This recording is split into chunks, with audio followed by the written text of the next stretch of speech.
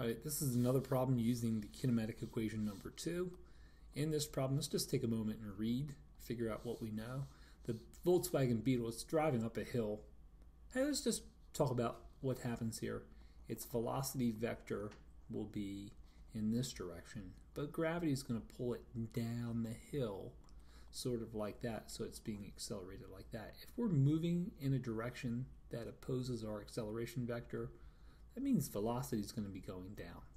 So this thing would be losing speed. Let's just say as it drives up the hill. Interesting, our acceleration is negative.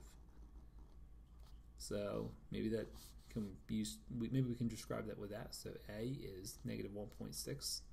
The time required to go up the hill is 6 seconds. It's given an initial speed of 12 meters per second. The question is, what is the displacement, or how far has it traveled in that time?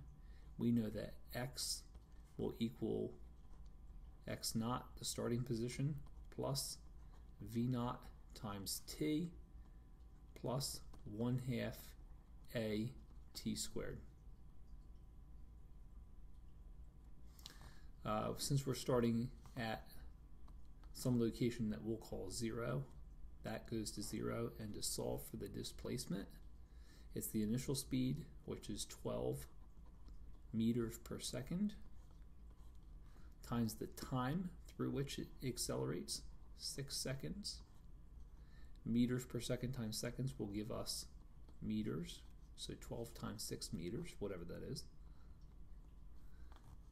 plus 1/2 times what the acceleration is, negative 1.6 meters per second squared, times the time squared. Now I'm going to do this step.